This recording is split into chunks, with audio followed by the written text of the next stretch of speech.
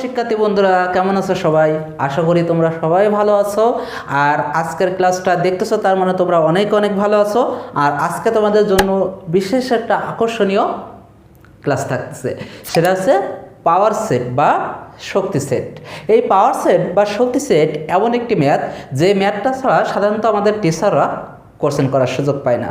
তার মানে সেট থেকে যদি প্রশ্ন করে, তাহলে অবশ্যই এই পাওয়ার সেট বা শক্তি সেট থেকে তোমাকে একটা কোশ্চেন অবশ্যই দিবে। তো পুরো ক্লাস জুড়ে আমি ফারুক আছি তোমাদের সাথে। যারা এখনই এই চ্যানেলটিকে নতুন দেখতেছো, তারা প্লিজ এই চ্যানেলটিকে সাবস্ক্রাইব করে নাও পরবর্তীতে নতুন ভিডিও সবার আগে পাওয়ার জন্য। তাহলে কথা কেন, চলো শুরু করা যাক কিভাবে পাওয়ার সেট বা শক্তি সেটের অঙ্কগুলি করতে হয়।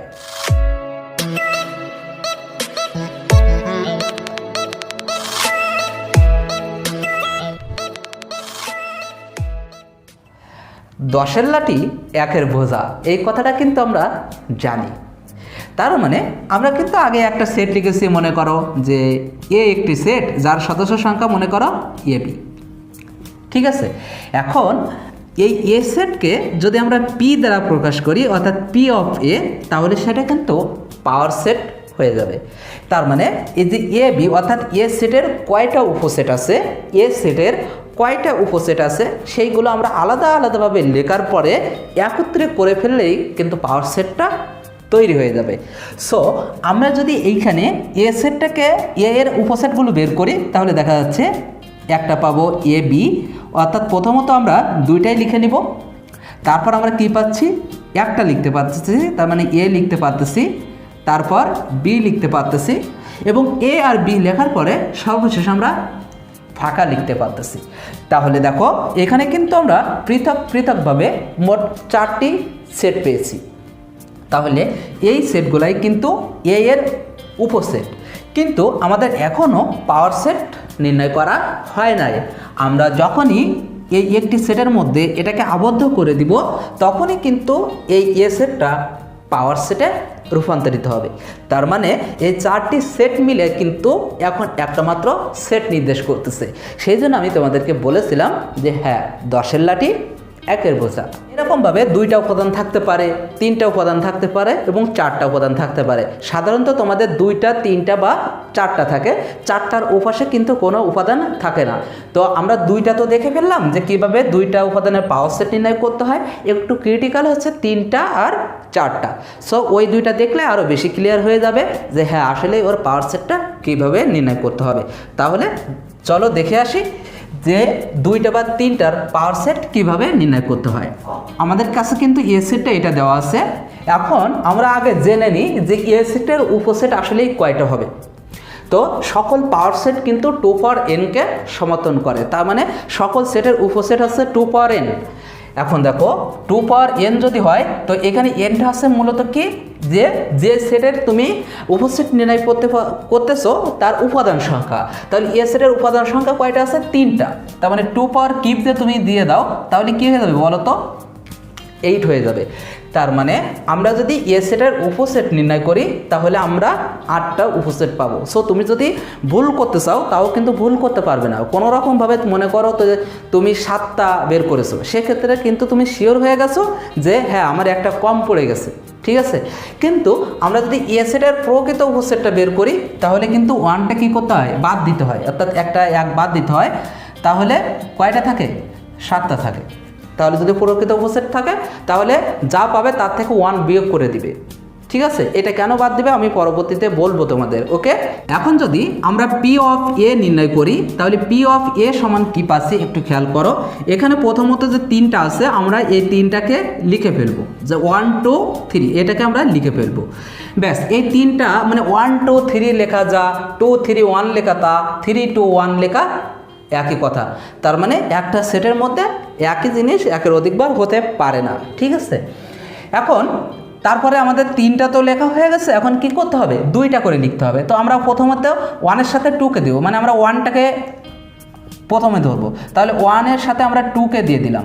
তারপর 1-এর সাথে আমরা কাকে দিব? 3কে দিব। আমরা আগে 1 দিয়ে তৈরি করতেছি সেট। ব্যাস, আমাদের 1-এর সাথে 2 নেওয়া শেষ, 1-এর সাথে 3 নেওয়া শেষ। তাহলে 1-এর সাথে আমরা আর কাউকে নিতে পারতেছি না, তাহলে 1 এখন বাদ।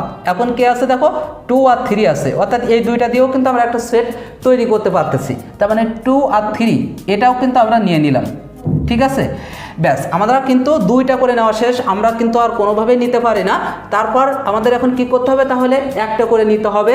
তাহলে যদি আমরা একটা করে নিই আমরা পাবো 1 2 and 3। ব্যাস আমাদের কিন্তু একটা করে নেওয়াও শেষ। তাহলে এখন সর্বশেষ যেটা থাকবে, মানে তোমার সব মানগুলি যখন নেওয়া হয়ে যাবে তখন কি করতে হবে, একটা ফাঁকা সেট নিতে হবে। তাহলে দেখো আমরা ফাঁকা সেটটা কিন্তু নিয়ে নিয়েছি। তাহলে এখন গণনা করে দেখি যে আমরা কয়টা উপসেট পেলাম। 1টা 2টা 3টা 4টা 5টা 6টা 7টা 8টা। ব্যাস আমি কিন্তু এখন কনফার্ম, হ্যাঁ আমার কিন্তু হয়েছে, কারণ যেহেতু এখানে 3টা উপাদান সংখ্যা আছে তার মানে আমাদের উপসেট হবে 8টা।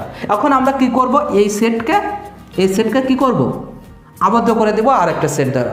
তাহলে দেখো এই সব সেটগুলো মিলে যেহেতু একটা সেটে রূপান্তরিত হয়েছে, এজন্য আমরা এখন বলতে পারি যে এ সেটের পাওয়ার সেট হচ্ছে এটা। বুঝা গেছে বিষয়টা? আশা করি তোমরা এটা বুঝেছো। তো আমরা এখন দেখবো যে 4টা থাকলে আসলে কীভাবে করতে হয়। তো একই প্রসেস, তারপরে আমি তোমাদেরকে শিখিয়ে দিচ্ছি যাতে তোমাদের কোনো সমস্যা না হয়। আসলে 4টা থাকলে আমরা কিভাবে করব, আমরা আগে জেনে আসি যে আসলে আমাদের উপসেট কয়টা। তার মানে এখানে যদি তুমি 4 বসিয়ে দাও তাহলে কত আসবে, 16টা। তার মানে আমরা যদি এ সেটের উপসেট বের করি তাহলে আমরা কয়টা উপসেট পাবো, মোট 16টা উপসেট পাবো। তাহলে আগে আমাদের কিন্তু সেটা বের করে দেখতে হবে। তাহলে পি অফ এ ইকুয়াল আমরা কি লিখতে পারতেছি, প্রথমত আমরা 4টা লিখব, যে 1 2 3 4। আমি বলেছিলাম যে কেন আমরা 1 বাদ দিব। দেখো যখন প্রকৃত উপসেটটা বলা হয় তখন মূল যে উপসেটটা, অর্থাৎ দেখো 1 2 3 4 এই সেটটাকে বাদ দেওয়া হয়। মোট 16টা সেট পাবো আমরা, সেখান থেকে এই একটা সেট বাদ দিলে আমরা কয়টা পাবো, 15টা পাবো। বুঝা গেছে বিষয়টা? এরপরে দেখো আমাদের 4টা লেখা হয়ে গেছে, তাহলে এখন আমরা 3টা সেট তৈরি করব। তো প্রথমত আমি 1কে মেন হিসাবে ধরতেছি, তাহলে 1 2 3 আমরা 1 2 3 নিতে পারি, 1 2 3 এটা নিতে পারি। এটাতে কিন্তু সাধারণত ছাত্রছাত্রীদের পেজ লেগে যায়, তাও আমি দেখিয়ে দিচ্ছি, তোমরা সেভাবে ধরবে।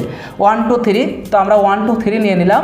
তারপর দেখো 1 2 4 নিয়ে 1 2 4 আমরা 1 2 3 নিয়েছি, 1 2 4 নিলাম, ঠিক আছে। তারপর দেখো 1 3 4 এটা নিতে পারবো না, আমাদের এখন 1-এর কাজ শেষ হয় নাই। অর্থাৎ তুমি যেটা শুরু করবে সেটা অবশ্যই শেষ করে ফেলবে। তাহলে দেখো আমরা 1 2 3 নিয়েছি, 1 2 3 নিয়েছি, 1 2 4 নিয়েছি, আবার 1 3 4 নিয়েছি।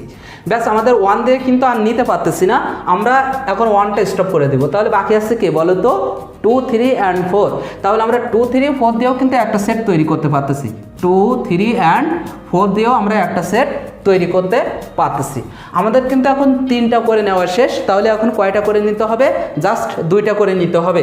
তাহলে আমরা আবারও 1কে ধরতেছি। তাহলে যদি 1কে ধরি তাহলে দেখো 1 2 একটা পাচ্ছি, 1 2, তাহলে আমরা এখন নেব 1 3 নিব, তারপর 1 4 নিব, 1 4 নিব।